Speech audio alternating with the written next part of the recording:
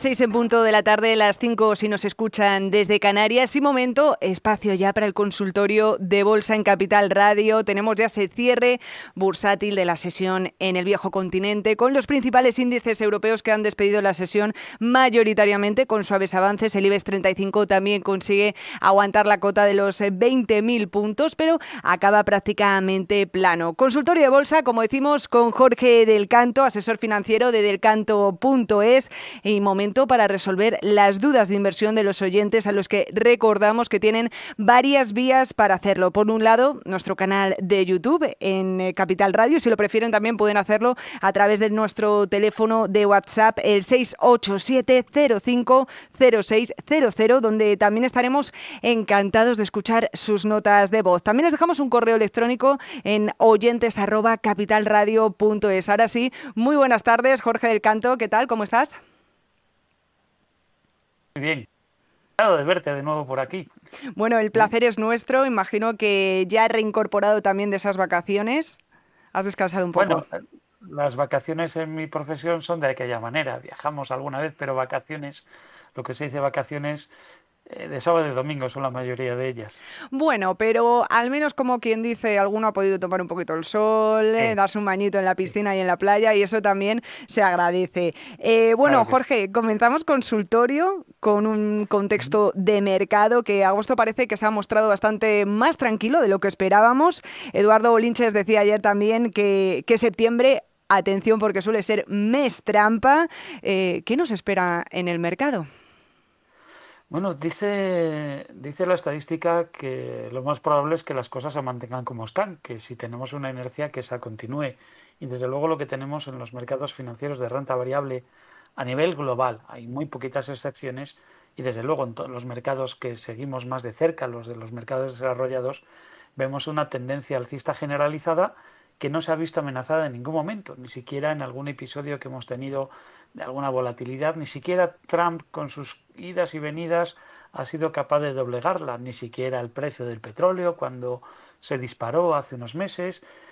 Nada ha torcido este rumbo y bueno, pues en esa dinámica seguimos y desde luego todo lo que estamos viendo, cualquier reacción que vemos, hay que ponerla en el contexto de esa tendencia alcista que tenemos en los mercados. Ujú.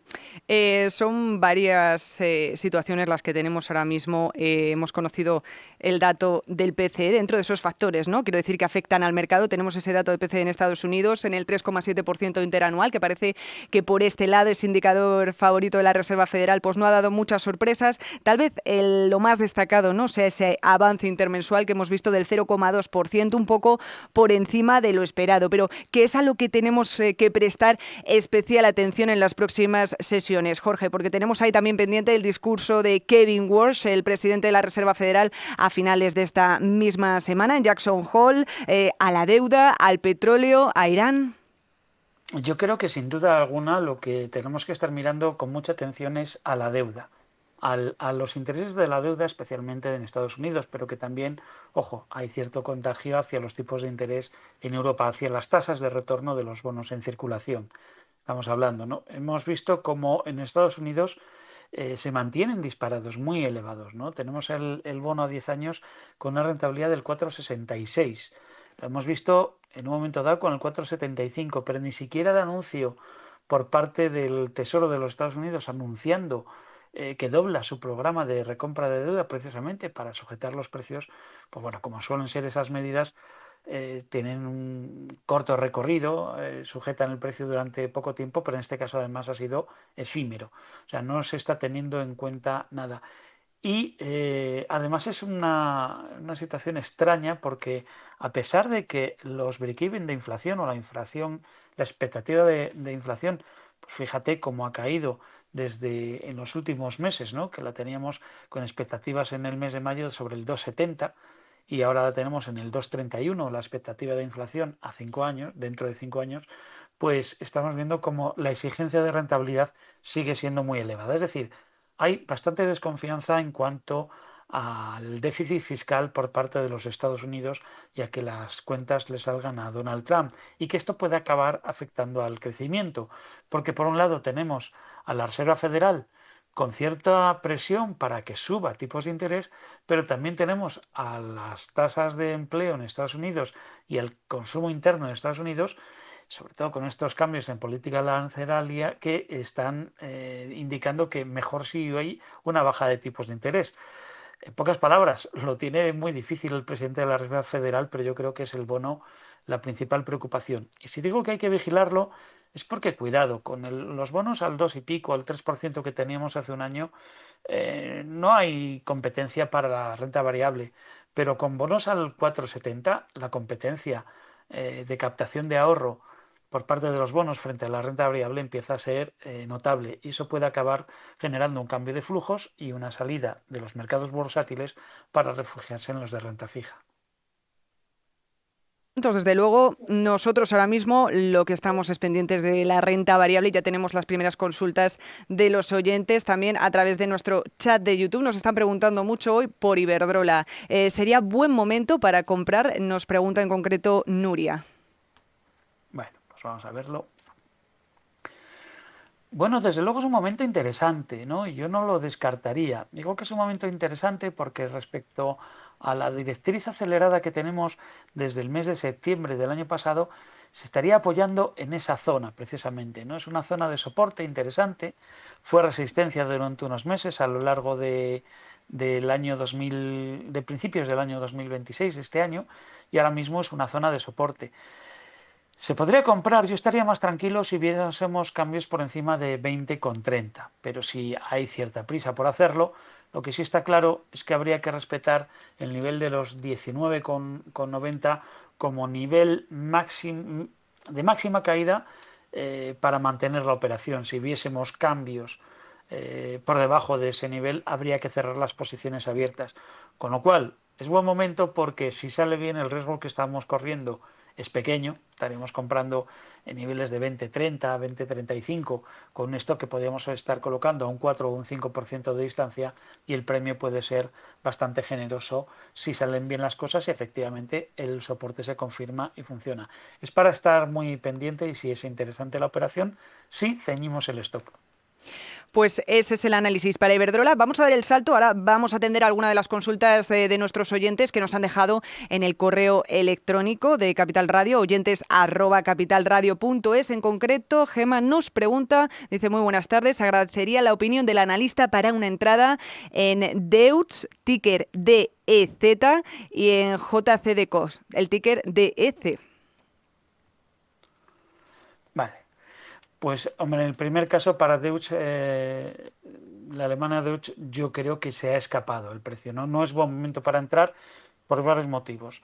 Es una salida muy vertical la que tiene de ruptura de resistencia, la que tenía en 10,70. Se ha disparado a 12,01, que es donde estamos en una zona de resistencia de máximos históricos. Es muy difícil que esta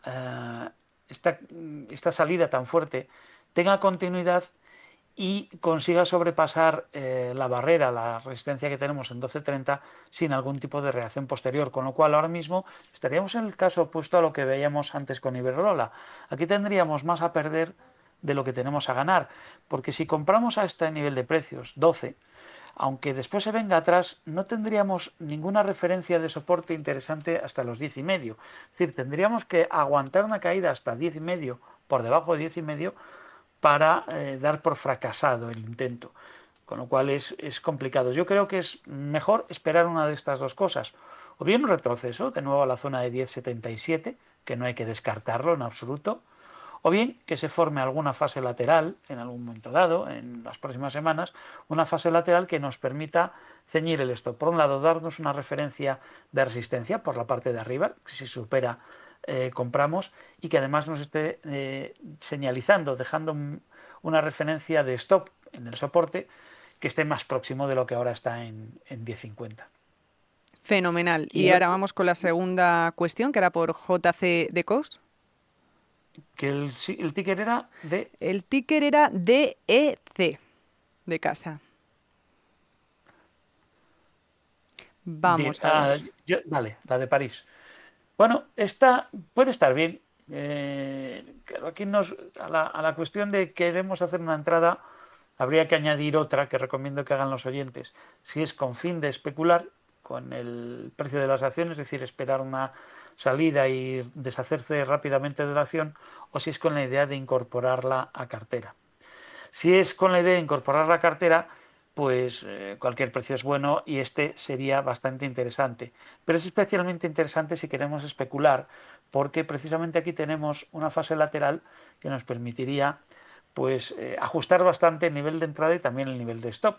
Tenemos por un lado una resistencia en 24.40, si la supera, cambios en 24.58, 24.60, haríamos la compra y que nos deja muy próximo el nivel de stop, que estaría pues aproximadamente un euro por debajo. Estaríamos hablando de niveles de 23.30 para aplicar el stop en la pérdida de ese soporte que tienen 23.50. Con lo cual tenemos una relación respecto al riesgo bastante baja y si sale bien iríamos con la expectativa de que se replicase este tramo tan grande que tuvo recorrido entre los 17 y los 25, prácticamente 8 euros de recorrido contados a partir de los 23.30, que sería de arranque, estaríamos hablando un objetivo a 31. Es decir, estaremos comprando con una relación beneficio-riesgo francamente interesante. Pero la condición sine qua non que se tiene que dar es ver superados los 24.40. Estupendo, pues con ese análisis nos quedamos. Jorge Zumeta, en los mandos del control técnico, vamos a ver qué nos están preguntando nuestros oyentes de Capital Radio en esta tarde de consultorio de bolsa con Jorge del Canto, en una de las notas de voz que nos han dejado por WhatsApp en el 687-050600. Buenas tardes, soy María de Alicantera para preguntarle al analista que esté hoy en antena por dos valores. Le voy ganando bastante a los dos. Quería que me diera soportes y resistencias muy ajustados de ACS y de Ferrovial. Que me diga sobre todo soportes de los dos.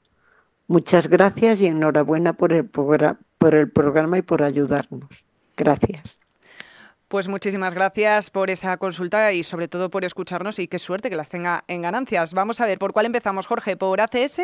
Sí, por ACS. Además me parece muy oportuna la pregunta porque las dos están en un momento de cierto interés para cerrar posiciones y recoger beneficios. En el caso de ACS, el soporte está muy claro, son 103.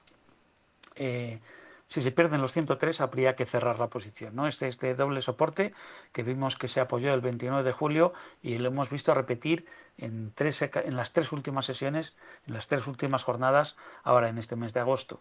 Si se pierden esos 104, hay que cerrar, perdón, he dicho 103 antes, es 104. Si pierden los 104, cambios en 102 para mí es suficiente filtro. Hay que cerrar la operación, recoger el beneficio y otra cosa. Porque lo que estaríamos viendo es la continuidad de esta secuencia bajista que se inició en mayo, que ha tenido un primer tramo hasta junio, vemos ahora un segundo tramo y estaríamos ante el probable arranque de un tercer tramo que nos llevaría con objetivos a la zona de los 85 en primera instancia, si no es más. Con lo cual, muy riguroso el stop en 104. Por la parte de arriba, la resistencia más próxima que tiene es en 113. Superar 113 es lo que nos podría dar la expectativa de recuperar la tendencia alcista. Pero en mi opinión, ahora mismo no se dan las circunstancias para que eso suceda, con lo cual estaría más pendiente por el lado del soporte. Y Ferrovial es fácil, porque en realidad Ferrovial, para el interés que tiene nuestro oyente, hoy ha perdido ese soporte. Vale. Lo teníamos claramente situado en 53,5 y hoy hemos visto una sesión en la que rápidamente el precio se ha caído y ha cerrado en 51,42. Bueno, ya que lo tenemos en estas circunstancias, ¿de acuerdo? Digo que probablemente acabe yendo más abajo por una razón, porque el tramo a la baja que se inició el 25 de junio tuvo una primera parada en 53,70, rebote a 58.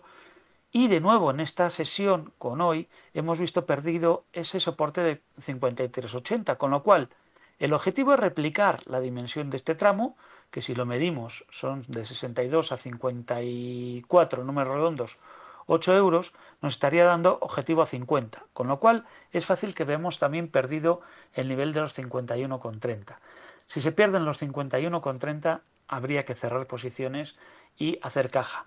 Pero en este caso también le diría que si se da la circunstancia, que no la podemos descartar de ninguna forma, dado cómo ha sido hoy la pérdida del soporte, mañana vemos algún tipo de recuperación en los próximos días y se acerca al nivel de los 53,5, yo me saldría.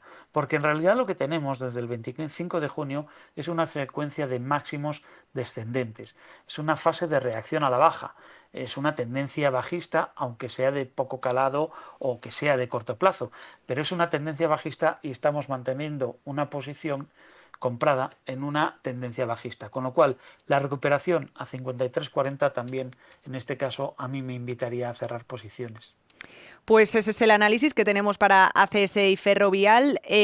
Jorge, nos pregunta, no nos vamos muy lejos, por un banco, en este caso también de Bolsa Española, por Unicaja, por soportes y resistencias. Bueno, las bancas es la que está saliéndose de cualquier tipo de movimiento adversos. Es el verdadero motor que está teniendo el índice en los últimos años y este año también especialmente. En el caso de Unicaja, la tendencia alcista es limpia y además no hay motivos para pensar que pueda haber terminado. Primer soporte para operaciones de muy corto plazo estaría en los 3,50. Alguien que esté pensando en recoger beneficios, pues la pérdida de los 3,50 sería el primer nivel a respetar. Segundo nivel de soporte, los 3,28 y ya más importante serían los 3,18, ¿no? La pérdida de ese nivel sí que nos daría ya pie a pensar una reacción más profunda, ¿no?, que podríamos tener. Pero insisto, el primero 3,50. Mientras esté por encima de 3,50, pues la tendencia alcista y la resistencia en 3,63 en realidad es pronto para catalogarla como tal. Vale, cambiamos de mercado, nos vamos con una compañía Cameco. Nos pregunta en concreto David dónde podríamos esperar pues si hubiese un retroceso. Te comparto el ticker si quieres, Jorge, es Sí, no lo tengo. CCJ en el NISE. La he mirado en Canadá, Ah, pues Cameco en Canadá Corporation. mejor, entonces. Vale. Pues además yo creo que cotizan parecido en tanto en un lado como en el otro. Pero bueno, yo desde luego estamos viendo, la pregunta entiendo que viene por esta fuerte salida muy interesante que ha tenido tras superar la resistencia de los 139. Y digo que es muy interesante porque está a punto de hacer cambiar el rumbo de la secuencia de los máximos y los mínimos. Ahora mismo teníamos máximos y mínimos en sentido descendente, se nos había producido un primer giro que había roto esa dinámica con los mínimos y nos quedaría romper la dinámica descendente con los máximos. Está a punto de lograrlo. Ese momento sería en 158.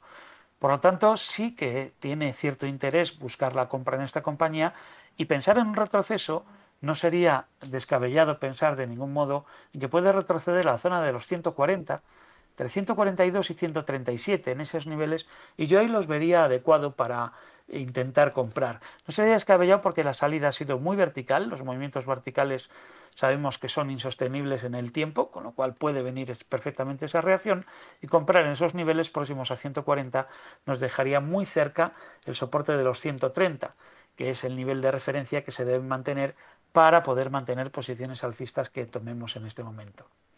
Fenomenal, pues vamos con más consultas. En este caso parece ser que Netflix está llamando bastante la atención de nuestros oyentes porque preguntan varios de ellos. En concreto, una de las cuestiones es Netflix para entrar y con stop de salida. Jorge.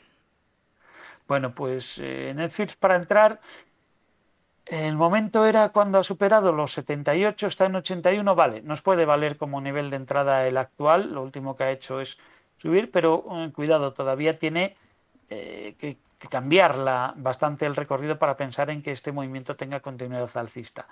Si hacemos cualquier compra en este momento, habría dos niveles de soporte a respetar.